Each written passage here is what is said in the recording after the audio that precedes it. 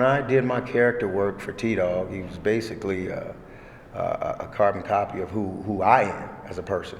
So I used my backstory as T-Dog's backstory. Grew up in the inner city, ended up at the University of Georgia playing Division I football, but he was not a theater major. T-Dog wasn't. Would have been a little too dramatic, probably. So I just made him like a business major or something like that, and he became a blue collar / white collar type worker. He worked at a bank somewhere, or something like that. And it would have been great to have had that explored a lot more, but the thing about it was it wasn't a T-Dog show. It's The Walking Dead, and T-Dog was not a main character, not even in the comics. So I was just thankful to have gotten what I got, and to have been a part of something so great and such a phenomenon these days.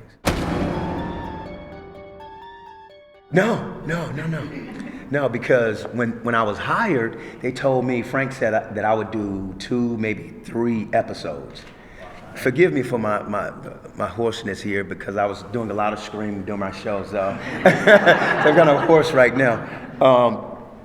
But no, I wasn't surprised. It said 2 or 3 episodes. I thought that I would die during the 3rd episode. I was thinking that, you remember I gave the speech to the group when we were sitting around the campfire. I thought a zombie would come up and bite my neck or something. I didn't remember. We should go back and get Murrah. But it didn't happen like that. So I ended up going throughout that season. We were in CDC. We were at the CDC. I said, oh my God, I'm going to blow up in the CDC. And, I was just thinking all kinds of stuff. But I was live then. I was like, wow, I made it through the 1st season. I said, T-Dog is not coming back in the 2nd season. I know what they're going to say. There's going to be like they're going to sum it up at the beginning, 1st episode, first few lines. What happened to T-Dog? It's terrible what those zombies did to him in that van. But then I got the call, like, we're going to start shooting in such and such a time. I was like, raise the roof, baby. So, and then I ended up going to season 3. So it was a blessing. So no, I was not shocked. So when Glenn called me, Glenn Mazzara, who's the showrunner at that time, when he called me and told me that T-Dog's time has come to an end, I was like, wasn't shocked, sad, but wasn't shocked. And thankful, overwhelmingly thankful, just for that time that I had. So yeah.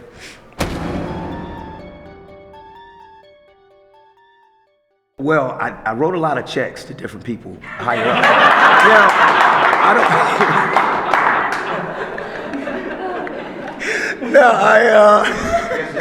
It paid off. Literally paid off. It literally paid off. Right.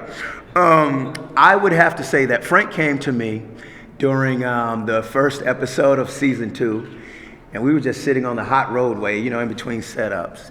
And he said, man, you've been doing a phenomenal job. I thought you would be dead during the 1st season. He said, but I'm looking at your work, and I'm like, man, I can't kill this guy off.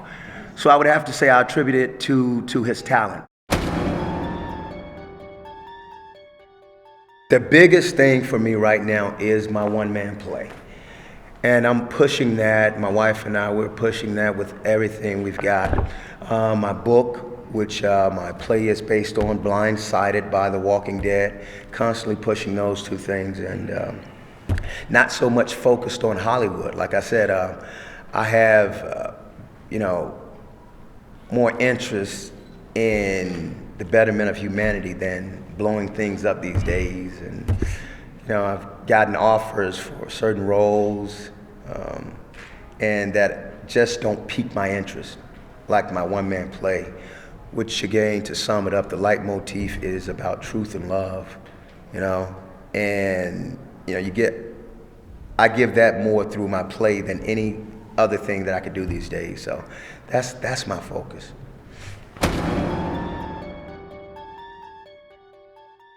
What scares me, it's not as much horror. It's fear, the fear of failure.